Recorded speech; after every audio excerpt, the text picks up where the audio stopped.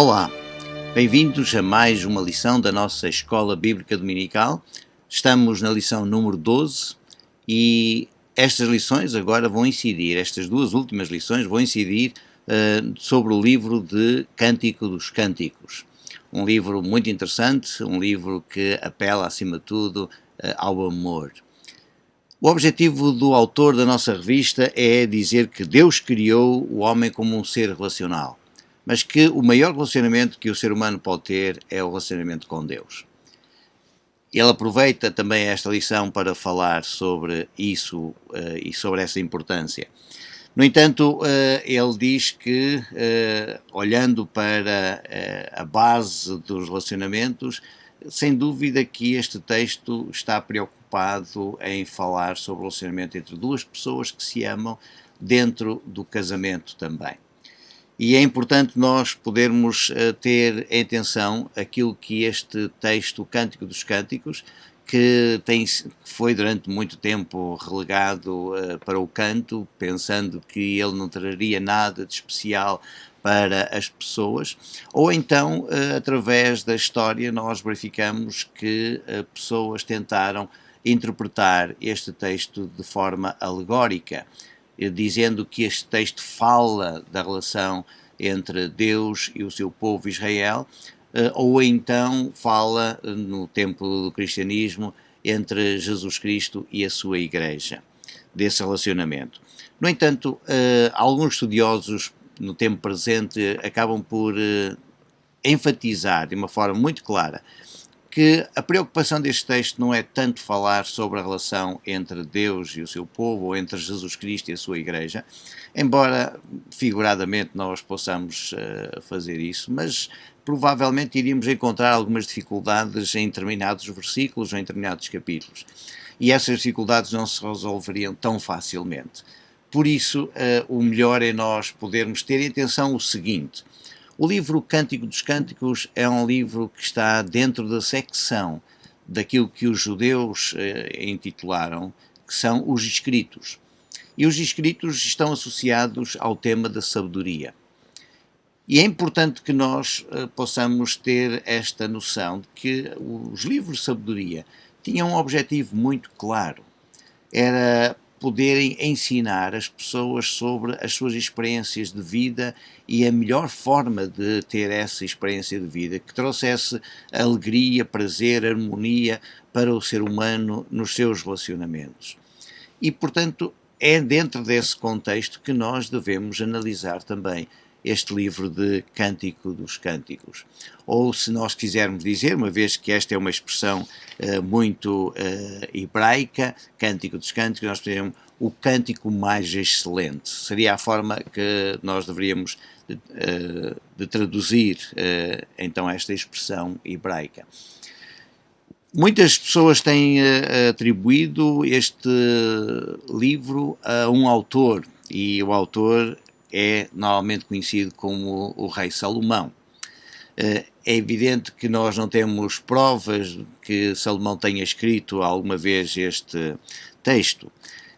Há uma teoria ou uma tese que eu acho muito interessante presentemente para nós podermos, ao mesmo tempo que vamos lendo estes versículos ou estes capítulos, termos sempre na nossa mente.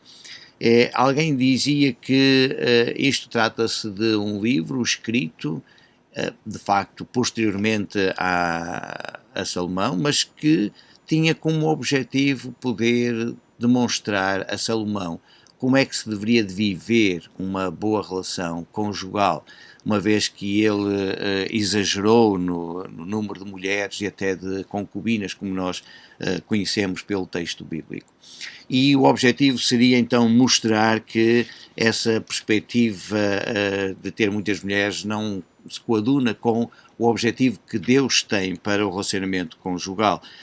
Por outro lado, ainda há quem afirme que este texto mostra exatamente um certo drama, um drama de duas pessoas que se amam e que até queriam viver esse amor, mas provavelmente há alguém, neste caso seria Salomão, que iria impor a sua ordem, iria impor a sua autoridade, o seu poder, iria trazer complicações para este casal, sendo jovem ou não. E por isso esta tese parece ter tido alguma aceitação nos nossos dias, demonstrando que há aqui este conflito, então, em que Salomão procura impedir que esse amor se desenvolva, que esse amor se pratique, que esse amor se viva, porque ele é que é o dono, no fundo, das mulheres. E se esta mulher seria ou não já uma mulher de Salomão, na medida em que os casamentos naquela altura eram feitos por contratos entre os pais e que as moças praticamente não tinham uma palavra a dizer sobre isso. Teriam que aceitar aquilo que era estipulado pelos pais. Mas este Cântico dos Cânticos mostra-nos claramente uma mulher livre, uma mulher que está pronta a expressar todo o seu amor e ao mesmo tempo a utilizar toda uma linguagem figurada que leva a esse reconhecimento desse amor. É importante nós conhecermos este texto e vermos a sua relevância para nós hoje em dia como pessoas que estejam casadas ou não, mas que possam ao mesmo tempo lembrar a relação que Deus quer que nós tenhamos, de amor, de compreensão, de compaixão e ao mesmo tempo de respeito um pelo outro. Pensando então nesta base de relacionamentos que o autor nos apresenta na revista, ele procura então notar que é necessário nós vivermos esta relação a nível principalmente do amor e como o amor é fundamental e importante nas relações, porque é o amor que cria toda uma estrutura capaz de nos ajudar a viver em paz e harmonia. O primeiro tema deste título, então, o primeiro tópico em si, intitula-se Cuidado Preventivo. O autor baseia-se apenas no capítulo 2, versículo 15. Portanto, o nosso texto vai desde o capítulo 2, versículo 15, até ao capítulo 5 do capítulo 3, até ao versículo 5 do capítulo 3. E diz assim o versículo 15: Apanhai-nos as raposas, as raposinhas que fazem mal às vinhas, pois as nossas vinhas estão em flor.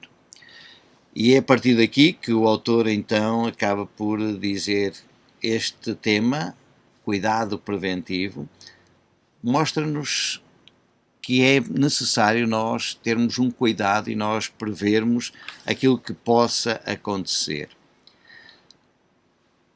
Claro que nós não vamos fazer uma análise agora de todo o contexto geral do capítulo 2, estes são já os últimos versículos do capítulo 2, e é importante que nós pudéssemos entender que quem fala nesta altura é exatamente a mulher.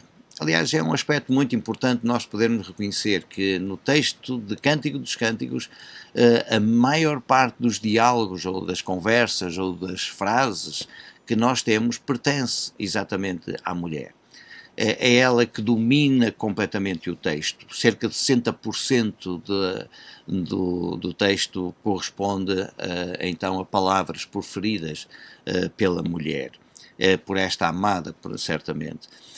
Quando nós depois encontramos outras referências, ou pelo menos outros ditos, que são proferidos certamente pelo amado, mas são muito reduzidos, e depois há alguns comentários que nós podemos encontrar do próprio escritor, provavelmente, ou até nós podemos dizer do editor de todos estes poemas, porque trata-se verdadeiramente de poemas que estão aqui reunidos, não seguindo propriamente uma certa lógica ou uma certa estrutura, porque nenhum dos estudiosos conseguiu ainda encontrar uma estrutura coerente nesta coleção de ditos ou de frases, e por isso mesmo é importante que nós, ao lermos os textos, possamos ler que possamos lê-los, não propriamente na questão de uma sequência em si, embora o tema central, sem dúvida, é o amor.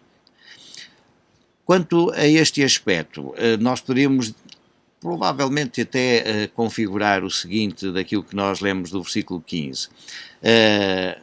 No capítulo 2 nós teremos o apelo da mulher a que o seu amado venha e ao mesmo tempo descrevendo que ele vem por aí saltando entre os montes, pulando sobre os outeiros, dizendo até e comparando o seu amado ao gamo, ao filho de veado, e que está então a olhar e querendo chegar efetivamente a casa.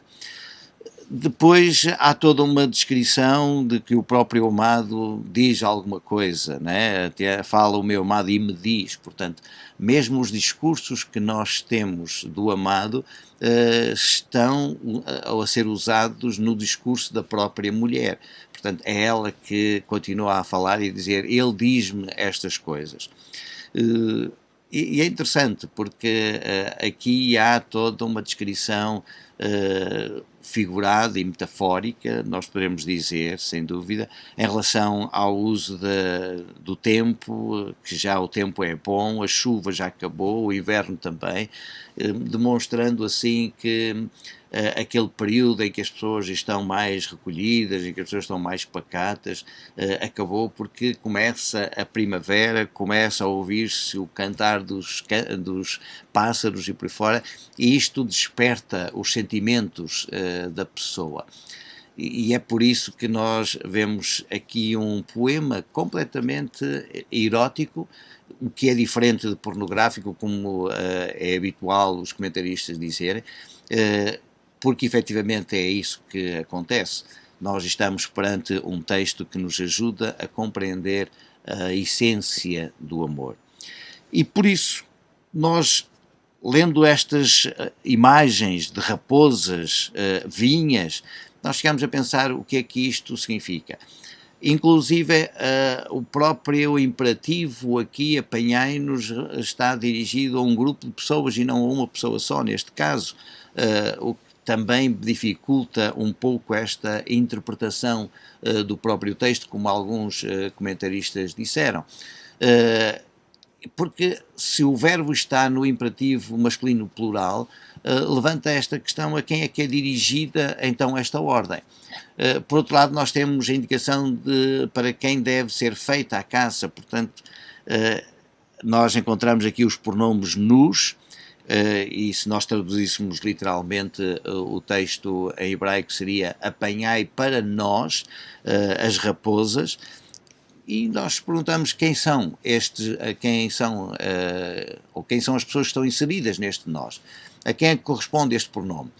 Não pode ser só uma pessoa, certamente, e por isso é que um comentarista chamado Marvin Pope, ele presume que a referência é ao par de amantes, cuja cama e residência são mencionados no capítulo 1, versículos 16 e 17. Entretanto, há outros que pensam que este nós é uma referência às mulheres em geral.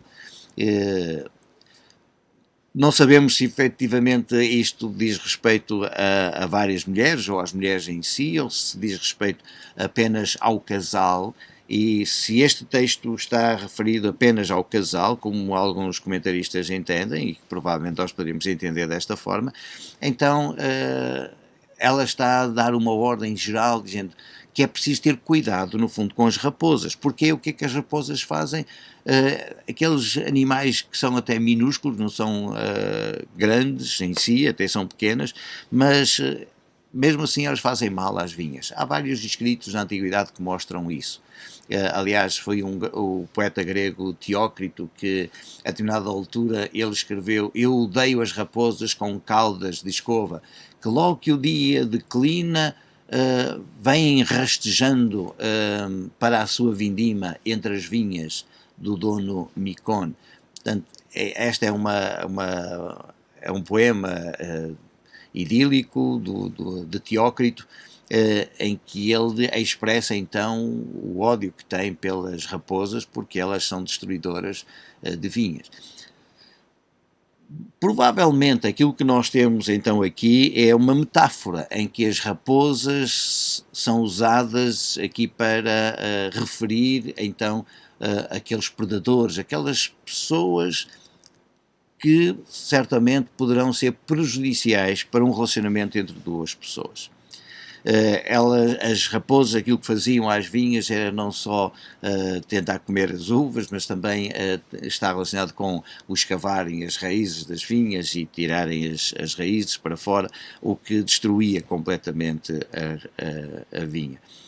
Se a palavra vinha está associada ou não ao casamento, muitos apoiam exatamente essa ideia e o autor da nossa revista também fala exatamente disso. E é interessante nós podermos chegar então a este pensamento, que aqui é necessário nós termos muito cuidado, para que o casamento ou o relacionamento entre duas pessoas não venha a ser destruído, quando principalmente ele está em flor, quando ele está a desabrochar, quando ele está a surgir de uma forma extraordinária e tão bela. Há sempre alguma coisa que pode destruir então esse relacionamento. E proteger, diz-nos o autor da nossa revista, os relacionamentos torna-se necessário, porque os predadores são muitos e são vários e eles querem destruir tudo aquilo que possa trazer paz e felicidade. Há quem não goste de ver a felicidade dos outros. E quando não gosta de ver a felicidade dos outros porque é um ser infeliz, e isto acontece tantas vezes, então faz todos os possíveis para destruir esse relacionamento que os outros têm. Neste texto nós podemos chegar exatamente a este propósito didático. O facto deste texto fazer parte já do cânon como texto sagrado, tanto para os judeus como também depois para os cristãos, a importância está nisto. Aquilo que Deus quer que exista entre duas pessoas é exatamente um bom relacionamento, é uma boa amizade, é um bom amor, é um aprofundamento e uma comunhão tão íntima e tão bela, que muitas vezes este relacionamento está sujeito a empecilhos ou a alguém que procura destruir. E nós precisamos ter cuidado exatamente com essas pessoas que querem destruir todo o relacionamento. Aliás, nós podemos quase que reportarmos um pouco até ao texto de Gênesis e ver exatamente isso. O relacionamento que o ser humano tinha com Deus foi quebrado por alguém que vem e que destrói esse relacionamento, que interfere nesse relacionamento. E se há ou não um bom relacionamento entre o homem e a mulher naquela altura, também nós podemos ver que esse relacionamento acaba por ser destruído quando as pessoas posteriormente veem que as consequências da sua falta de relação com Deus acaba por prejudicar também o seu relacionamento um com o outro. E é isso tão claro, tão característico na história que nós lemos em Gênesis, porque a partir daquele momento, então, o relacionamento de homem e mulher já não era tão harmonioso e passou a ser um relacionamento de autoritarismo, de imposição um sobre o outro e principalmente do homem sobre a mulher. Neste texto nós encontramos precisamente o contrário. Olhando agora para os versículos 16 e 17, cujo tópico então o autor apresenta-nos é construir a confiança. Versículo 16 diz: o meu amado é meu, eu sou dele, ele apascenta o seu rebanho entre os lírios, e antes que refresque o dia e fujam as sombras, volta, amado meu, e faz semelhante ao gamo e ao filho dos veados sobre os montes de Beter. Claro, há aqui muitas coisas que precisavam ser explicadas taxativamente, ou pelo menos palavra a palavra, mas nós não temos todo esse tempo. O importante que eu gostaria de destacar exatamente aqui é esta expressão que ela acaba por dizer: o meu amado é meu. Meu amado, meu. Portanto, nós temos aqui o uso do pronome possessivo e isto seria algo incomportável para aquela época. É um facto que este texto realça esta relação mútua, pelo menos na perspectiva de quem fala. e até este texto tem sido usado muitas vezes em cerimónias de casamento, na música, na arte, que nós podemos encontrar pelo mundo fora. Mas, devido à sua importância no livro, houve quem a classificasse de a fórmula de pertença mútua. E quando nós olhamos para estes versículos, vemos que esta mulher é uma mulher bem ousada. Temos aqui uma verdadeira revolução cultural. A mulher não deveria ter a ousadia de dizer o meu amado é meu.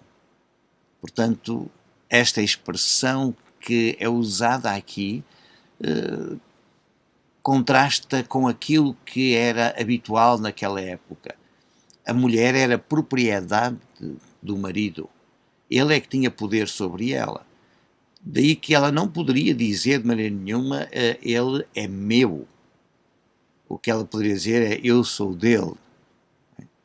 Esta seria a atitude normal daquela época. Por isso é que eu digo que este texto é um texto extremamente revolucionário quando a mulher diz uma coisa destas. Claro que ela também diz eu sou dele, portanto ela coloca exatamente esta relação mútua entre ele e ela. No entanto, é aquilo que realça logo e que se destaca logo no início, é esta sua frase, o meu amado é meu. Não é de mais ninguém. Claro que nós podemos dizer isto numa questão de relacionamento, provavelmente haveria aqui, e em alguns casos, há uma certa expressão doentia de algumas pessoas, quando diz se não és minha, não és de mais ninguém, se não és meu, não és de mais ninguém, e portanto isto leva-os a um ato de desespero e até criminoso. Mas aqui nós temos que entender que é esta expressão de alguém que ama profundamente e que tem então esta ousadia de dizer ele é meu. Esta sua referência também podemos dizer que, esta sua referência, digo, sobre o apacentar o seu rebanho entre os lírios, é difícil nós às vezes procurarmos um sentido exatamente para isto. A palavra que é utilizada para apacentar também pode ser traduzida por procurar, em algumas versões é isso que acontece, e a Bíblia de Estudos Judaicos usa exatamente essa palavra, procurar. O significado do verbo varia entre apacentar e alimentar, e isto é interessante. Por isso é que a Septuaginta traduziu a frase hebraica por o que pastoreia entre os lírios. Aquele que, de facto, ao mesmo tempo nós podemos dizer aquele que se alimenta entre os lírios, é a forma como a Vulgata acaba por interpretar também este texto. E é interessante nós podermos ver esta preocupação dos tradutores, tanto na Septuaginta como no latino, a Vulgata, para encontrar um sentido a esta frase. A verdade é que o texto hebraico só tem o verbo que está no particípio e tem a palavra lírios. Portanto, isto leva-nos a pensar que devemos de inferir provavelmente um complemento direto a quem aquele apacenta, os rebanhos, que é o caso que acontece. Portanto, a palavra o seu rebanho não aparece no texto em hebraico, e nós poderíamos, talvez, seguindo um pouco a tradução da Vulgata, este significado seria que o amante encontra o seu prazer numa bonita jovem, cujos encantos são simbolizados então pelas flores, neste caso os lírios. Conclusão, aquilo que nós poderemos dizer é que esta expressão desta jovem é que este amante ou este amado vem ter com ela e ele alimenta-se exatamente deste amor com esta bela jovem que ele tem na sua frente. O versículo 17 mostra-nos também aqui uma certa dificuldade. Se nós devemos de entender que este início pertence ao texto anterior, portanto, em que ele se alimenta entre os lírios e antes que refresque o dia, se é isto que ele faz antes que o dia venha a arrefecer ou antes que fujam as sombras. Há aqui esta imagem muito interessante porque ela faz referência no fundo, ao dia em si.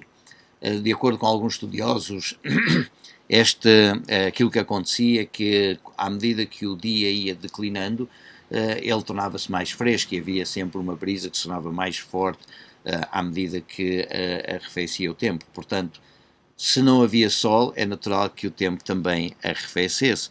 Esta ideia das sombras a fugirem também pode ser entendida com o sentido que o sol apagando-se ou pondo-se, é evidente que as sombras deixam de existir. Ou então nós podemos ter aquele sentido de movimento em que, à medida que o sol se vai pondo, as sombras se vão esticando, estendendo. Isto significa que o dia está a acabar, a noite vem, e é necessário então que o amado possa voltar para casa, possa entrar no seu lar e possa voltar a ter então as delícias do seu amor com a sua amada. E é nisso que nós encontramos também neste próprio verbo voltar aqui. É interessante porque em hebraico este verbo significa mais rodear. Também tem o sentido às vezes de virar, mas tem o sentido de enlaçar, de envolver. E, provavelmente esta expressão, para mim, que aparece depois do verbo faz-te ou faze-te, para mim, como um gamo, né, ou semelhante ao gamo, provavelmente este para mim deve estar associado tanto ao primeiro verbo como ao segundo, de acordo com o texto hebraico. E isso significa rodeia-me ou põe os teus braços à volta de mim, seria esta a imagem que nós deveríamos ter neste versículo, neste final do versículo 17, lembrando que então há este ato, este gesto de envolver a amada e de tornar-se então como um gamo, ou de fazer-se como um gamo, ou o filho de Belote, ou o filho dos veados, digo. Não podemos esquecer que a descrição destes animais é algo que está relacionado exatamente com todo um símbolo, o símbolo associado à beleza, no caso do gamo ou da gazela, portanto que a palavra pode ser traduzida desta forma, o gamo ou gazela, e também pela referência exatamente ao seu ato sexual. Estes animais são conhecidos por isso mesmo, pela sua beleza e pela sua sexualidade. Daí que nós entendamos que este texto está a ser usado metaforicamente para o relacionamento ou para um ato em que as pessoas se envolvem a dois devido ao amor que têm um pelo outro. O que é que isto significa? Que há necessidade de construir então esta confiança. E esta confiança constrói-se quando nós temos exatamente esta atitude de considerar que a pessoa não pertence a nossa única e exclusivamente, mas também nós somos da outra pessoa. E este texto mostra-nos claramente isso, que é necessário nós termos este sentimento, esta relação, esta consciência, esta tomada de posição. É necessário que eu diga que a outra pessoa é minha, é minha amada, é o meu amado, mas também dizer que nós também somos dele. Esta relação mútua é fundamental. Depois é necessário cultivar constantemente essa relação, porque quando chega ao final do dia, portanto as pessoas estiverem envolvidas em trabalhos, as pessoas necessitam de regressar a casa e é importante que isso aconteça e que haja então, na minha perspectiva, como eu interpretei exatamente este texto, haja o abraço, haja o envolvimento, haja o toque e depois as pessoas possam caminhar exatamente para a sua relação sexual, porque é disso que se trata. Inclusive esta ideia que nós temos aqui sobre os filhos dos veados que andam sobre os montes de Beter. Esta palavra Beter tem sido alvo também de discussão ou de análise, porque uma vez que ela está associada à raiz do verbo batar, que significa cortar em dois, e significa dividir em dois, colocar em duas partes.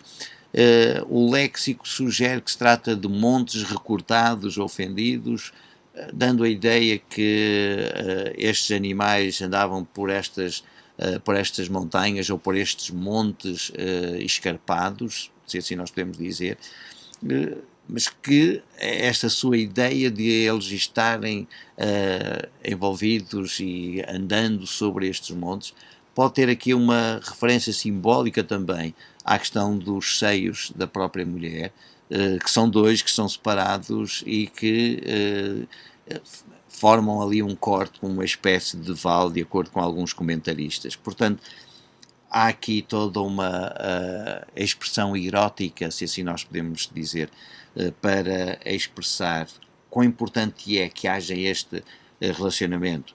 E é importante nós termos noção que a confiança e o respeito criam o verdadeiro ambiente, um ambiente perfeito, um ambiente de profunda intimidade. E é disso que se trata exatamente nestes versículos que nós temos aqui. É bom que nós tenhamos então esta noção de que Deus não olha exatamente para a relação íntima entre um casal como uma coisa abominável. Esta ideia de considerar o ato sexual como um pecado é uma ideia que foi trazida ao longo dos séculos precisamente para inibir as pessoas e ao mesmo tempo proibir as pessoas de procurarem as delícias do amor em si. Continuando a nossa lição, nós encontramos agora no capítulo 3, então, toda a preocupação da mulher em procurar o seu amado. Não sabemos se poderemos associar todo o texto em si, mas é interessante porque talvez aqui nós possamos dizer que há um outro cenário, há uma outra situação. Não sabemos o que é. Alguns comentaristas até acham que houve provavelmente alguma discussão entre o casal e que isso fez com que ele acabasse por sair e ela fosse à procura dele. A realidade é que nós temos aqui nova revolução, uma nova imagem ou uma descrição de algo que era inconcebível acontecer exatamente da parte de uma mulher. O nosso autor utiliza como tópico para este ponto a necessidade de domínio próprio. Capítulo 3, versículos 1 até ao versículo 5. Necessidade de domínio próprio. É evidente que aqui eu vou talvez discordar um pouco com aquilo que o autor apresenta, porque tem sido então uma interpretação geral das pessoas entenderem que aqui se trata ainda de uma jovem solteira e que procura o seu amado, mas que tem ao mesmo tempo uns desejos e que esses desejos precisam de ser controlados. Por isso é que alguns comentaristas entendem que nós nestes versículos temos uma jovem a ter sonhos eróticos e nestes sonhos que depois se tornam também pesadelos. Tal é a sua ansiedade e tal é o seu desejo. Ora, eu não interpreto que seja propriamente aqui uma questão de sonho e também não vejo que seja uma questão de ela querer ter relações sexuais e ser chamada a atenção que não é possível ainda enquanto não se realizar o casamento. Eu não concordo com grande parte dos comentaristas também nesta interpretação. O que eu vejo sim é efetivamente uma mulher que está deitada na sua cama e que a certa altura da noite, não diz expressamente quando, mas procurou o seu amado. E é interessante porque nós vamos encontrar 4 vezes a expressão aquele a quem ama a minha alma, uma expressão muito forte, uma expressão que destaca acima de tudo o envolvimento de todo o seu ser, e por isso nós verificamos que, não sabendo exatamente o que é que aconteceu, não vou especular propriamente isto, porque o objetivo do texto é claramente nos mostrar que ela busca o que é exatamente um aspecto também muito revolucionário. Esta sua busca tem dois sentidos, que nós poderemos principalmente dizer, ou busca para ver se ele está ali ao seu lado ou não, ou se busca no sentido de procurar ter a relação sexual com o seu amado. E se este é o sentido, como nós vamos ver que termina exatamente com isso, no versículo 4 nós encontramos depois essa referência, se esse é o objetivo, então nós temos aqui uma atitude fantástica e extraordinária. Já não há, aliás, não encontramos de maneira nenhuma aquela ideia que foi propalada ou propagada durante muito tempo, né? Em que o homem chegava junto da mulher assim, prepare-se porque eu quero usá-la, portanto, é este sentido que foi dado tantas vezes a uma relação conjugal, em que a mulher pura e simplesmente tinha que se submeter aos desejos, à vontade do marido, só quando ele queria é que ela então tinha qualquer relação íntima com ele. Aqui nós encontramos exatamente o contrário. É ela que busca, é ela que procura. Portanto, esta mulher quebra todos os conceitos ou todos os tabus daquela época em que só o homem é que deveria de ter a iniciativa. Aqui é ela que toma a iniciativa. Mas, ao tomar esta iniciativa, ela sente-se frustrada porque não o encontra, então, no seu leito. Não expressa a razão porque é que ele não está lá. Pura e simplesmente, o texto nos indica que ela, então, faz um plano. E este plano é ela levantar-se, ela ir percorrer as cidades, pelas ruas, pelas praças, e, mais uma vez, buscarei aquele a quem ama a minha alma. E o versículo 2 termina, mais uma vez, com esta expressão, busquei-o, porém não o achei. Esta dupla ênfase de que ela busca e não o acha, não sabemos, mais uma vez, as razões, mas mostra que ela não desiste. Ela não encontra a primeira vez, mas ela arranja um plano, vamos arranjar algo mais. Portanto, ela procura novamente isso. E se ela não encontra a segunda vez, agora nós encontramos nos versículos 3, que alguns intérpretes então assinalaram isto como sendo o pesadelo dela, não é? Mas é interessante porque ela sai para a cidade à noite, que não era comum, não era habitual, nós sabemos perfeitamente que isto era revolucionário, e quem é que ela encontra? As sentinelas da cidade. Certamente nós estaremos já à espera que as sentinelas a repreendessem ou até a prendessem, a levassem para um sítio para ser julgada por andar à noite ali daquela forma. Mas mais revolucionário ainda, o nosso texto é mostrar-nos que não são eles que fazem perguntas, mas é ela que pergunta.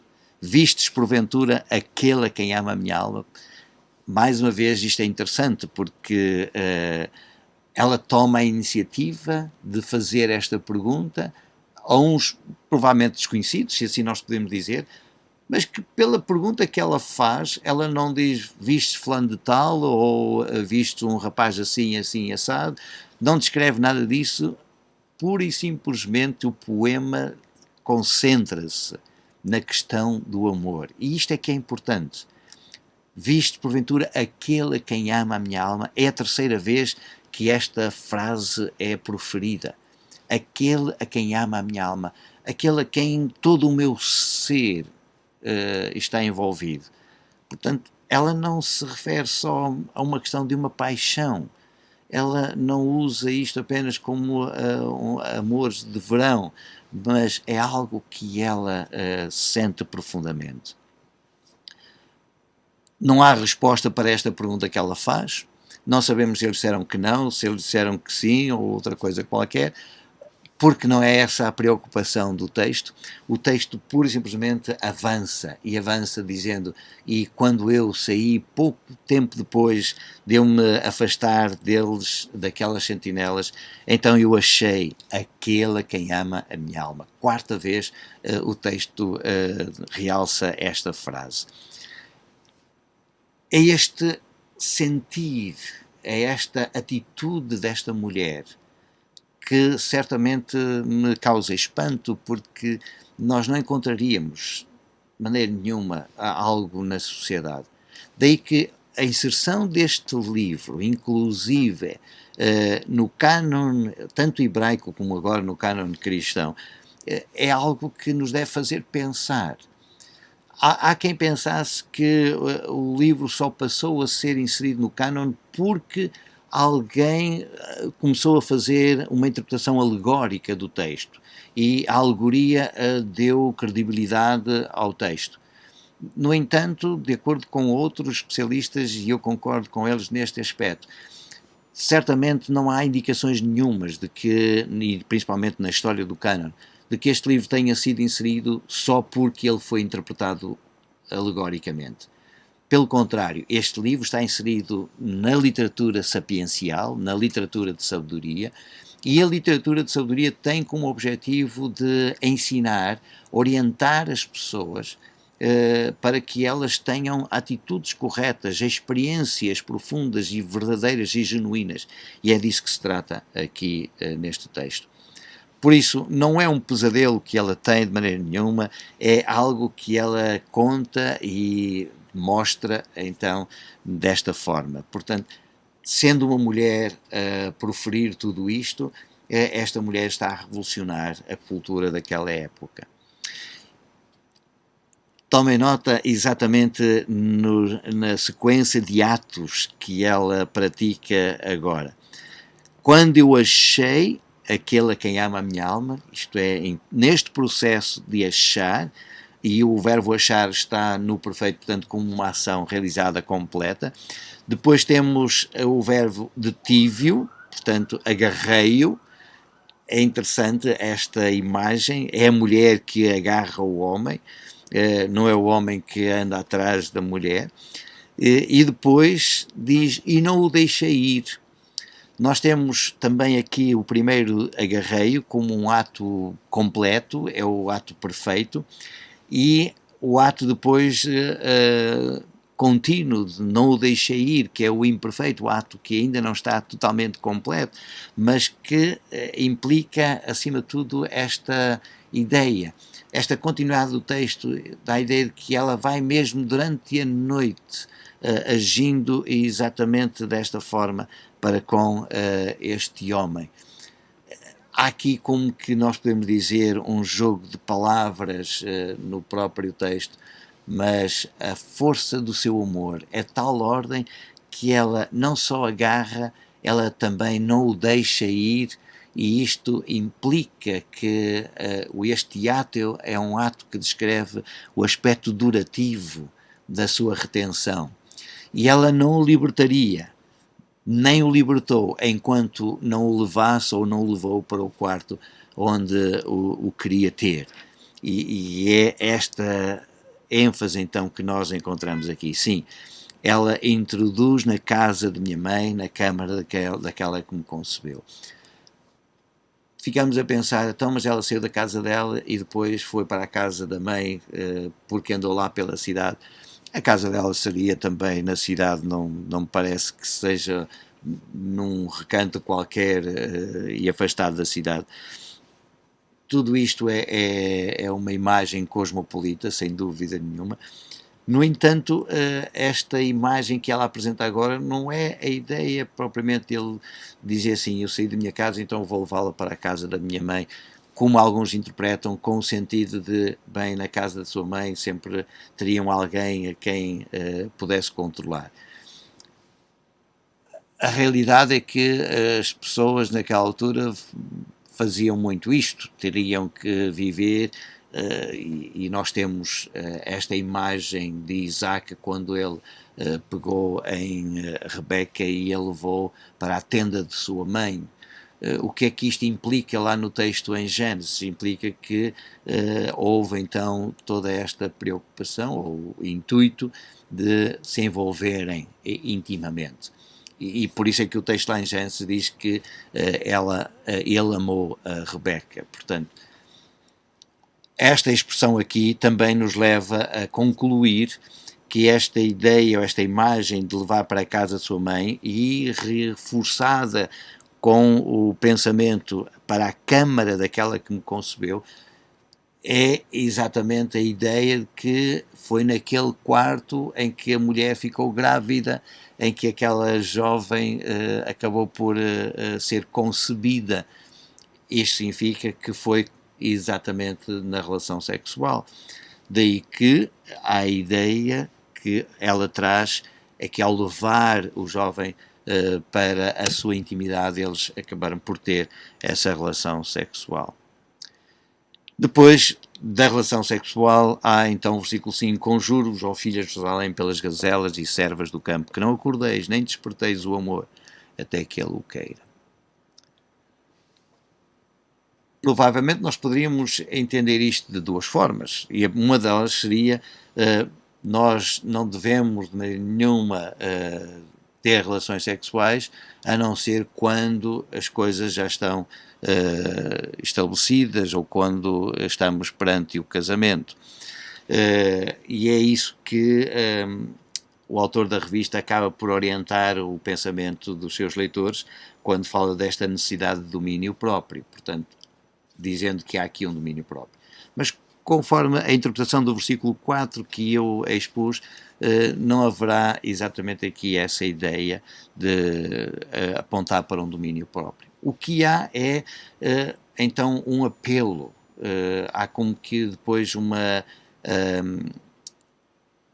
um ensino para todas as filhas de Jerusalém, isto é, para todas as jovens, para todas as mulheres que vivem na cidade de Jerusalém, que este juramento, este conjuro-vos, e é interessante porque este juramento é feito exatamente com as gazelas e as servas do campo, que são precisamente os símbolos do amor, os símbolos da potência sexual. É isto aqui que nós encontramos. Poderá então, de uma certa forma, dizer sim, há esta questão do amor a não ser feito nestas circunstâncias, mas nós não encontramos exatamente essa expressão aqui, porque o que nós encontramos é: não acordeis nem desperteis o amor até que ele o queira. O que eu entendo aqui é que esta relação não deve ser uma coisa forçada, mas deve ser algo de acordo mútuo. Deve haver uma empatia, uma comunhão, uma sintonia, que era esta a palavra que eu procurava neste momento. Deve haver exatamente uma sintonia entre duas pessoas. Esta questão de o amor em si, que não pode ser acordado, não pode ser despertado, implica assim, de facto, não há necessidade de nós forçarmos uma coisa quando não há vontade. Mas aquilo que também é necessário nós verificarmos é que é necessário criar as condições para que haja esta vontade, para que haja esta intimidade, para que haja esta relação. Sem isso, dificilmente nós poderemos ir ao encontro de uma verdadeira relação, de um verdadeiro relacionamento. Este é o texto que nós lemos, muitas coisas mais haveria para dizer, mas fiquemos com este pensamento. Esta base de relacionamentos é a base do amor. E, ao mesmo tempo, eu iria acrescentar que se este livro é usado aqui para nos ensinar, ou até, de acordo com a teoria ou a tese de um certo comentarista que diz que era para mostrar a Salomão que o amor não pode de maneira nenhuma ser vivido por imposição, e não é por autoridade, não é pelo poderio em si que se pode descrever exatamente este amor. Se esta é uma chamada de atenção àquilo que Salomão viveu, e por isso o texto diz assim, é o cântico mais excelente para Salomão, para mostrar a Salomão como ele deveria ter vivido, a relação de um verdadeiro amor com uma pessoa e não com tantas mulheres como ele viveu. E este verdadeiro amor, então, ensina-nos, ao mesmo tempo, agora no cânon geral, que Deus tem um propósito para o ser humano e para a relação entre duas pessoas. E esse propósito deve ser vivido de uma forma muito clara nesta base, então, do amor. Que o amor seja aquilo que nos leva a uma relação, inclusive íntima, como nós encontramos neste livro, porque isso não é contrário de maneira nenhuma à vontade de Deus. Antes é a verdadeira vontade de Deus. Que Deus nos abençoe e até à nossa próxima lição.